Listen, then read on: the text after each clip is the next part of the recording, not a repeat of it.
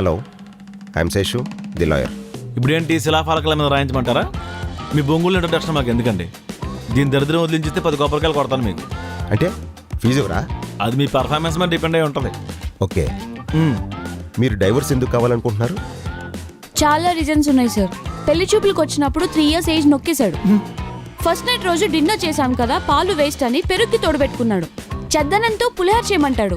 మధ్యాహ్నం 12 అయితే అపార్ట్మెంట్ మొత్తం గిన్నెలు పట్టుకొని తిరుగుతూ కూరలు అడుక్కుంటాడు. పీనా సదవా.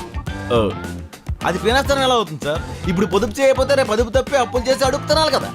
యువర్ రైట్ ప్రసాద్, ఇద్దరిలో ఎవరో ఒకరు పొదుపు చేయాలిగా. పొదుపుగా ఉంటదండి డేట్లో, బట్టల్లో. చిన్న చిన్న బట్టలు వేసుకొని సిగ్గు లేకుండా ఆఫీస్కి వెళ్తుంది. సగం బాడీ బయటే ఉంటే చూసేవాడు మొఖం చూసి మాట్లాడతాడా? ఇదేంటి అని అడిగితే అమ్మాయిల బట్టలు జడ్జ్ చేయకూడదంట. సార్ మీ ఆవిడ చిన్న చిన్న చెడ్డీలు వేసుకుని సినిమాకి వెళ్తే మీరు ఊరుకుంటారా సార్?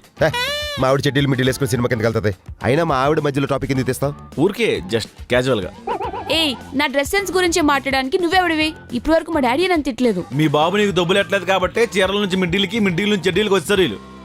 ఆది మానవులకు చాలా దగ్గరగా ఉన్నారు తెలుసా మీరు? సార్ చూసారు ఎంత చిల్లరగా మాట్లాడుతున్నాడో.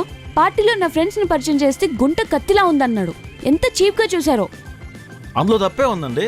ఏ హాయ్ యువర్ గార్జియస్ అని ఆర్టిఫిషియల్ గా చెప్పడం నాకు రాదు. అందుకే గుంట కత్తిలా ఉందన్నాను. బేసిక్ గా గుంట కత్తిలా ఉంటది. మీరైతే ముద్దు పెట్టేస్తారు తెలుసా? సిగ్గు పడకుండా తినండి అనడానికి, సిగ్గు లేకుండా తినండి అనడానికి చాలా తేడా ఉంది. పొగడ్త అనేది సాఫ్ట్గా ఉండాలి, వైలెంట్గా ఉండకూడదు.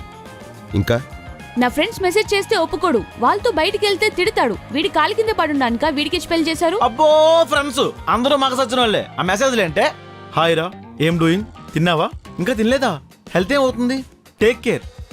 సార్ దీనికి మొగుడు, పేరెంట్స్, సిస్టరు, చుట్టాలు ఇంతమంది ఉన్నారు కేర్ తీసుకోవడానికి. మధ్యలో నట్టుగాడేవాడు సార్. ప్రతి ఏదో నా పిల్లల మీద కేర్ తీసుకోవడమే. ఇది ఫ్రెండ్స్తో కానీ కొలీగ్స్తో కానీ బయటికి వెళ్ళినా, పార్టీకి వెళ్ళినా, ఫంక్షన్కి వెళ్ళినా వాళ్ళతో సెల్ఫీ దిగి ఇన్స్టాగ్రామ్లో పోస్ట్ పెడద్ది. కానీ నా పుట్టినరోజు వచ్చినా, మా పెళ్లి రోజు వచ్చినా, నా శారదము, నా దినము, పండగ రోజు వచ్చినా నాతో ఫోటో దిగి ఇన్స్టాగ్రామ్లో పోస్ట్ పెట్టదండి. ఇదేంటి అని అడిగితే వాళ్ళకి నీ కంపారిజన్ ఏంటి అంటదేంటి సార్? అంటే ఇన్స్టాలో పోస్ట్ కోసమో సొసైటీలో వాల్యూ కోసమో నన్ను పెళ్లి చేసుకున్నావు. సార్ టీవీ ఆన్ చేస్తే బ్లాక్ అండ్ వైట్ సినిమాలు చూస్తాడు. చాక్లెట్స్ తీసుకురమ్మంటే పెప్పర్మెంట్ బిల్లలు తీసుకొని వస్తాడు. నాకెందుకో వీడి జనరేషన్ మనిషి కాదనిపిస్తుంది సార్. అవునే, నేను జనరేషన్ మనిషిని కాదు. నేను మీ బాబు క్లాస్మేట్స్. గట్టిగా మాట్లాడితే నేను దీన్ని బాల్య వివాహం చేసుకున్నాను సార్. రే వేంటివే, రెస్పెక్ట్ ఇచ్చి మాట్లాడు. నీకు రెస్పెక్ట్ కావాలా, డివోర్స్ కావాలా? రెండు కావాలి. Stop it. Is it office of fish market? Sir బొచ్చు సేల్ అవుతే పోలీసుకి సంచులేసేవండి కదా. శత్రువుల కంటే దారుణంగా ఉన్నారు కదరా. ఫస్ట్ నైట్ ఎలా జరిగింది మీ ఇద్దరికి?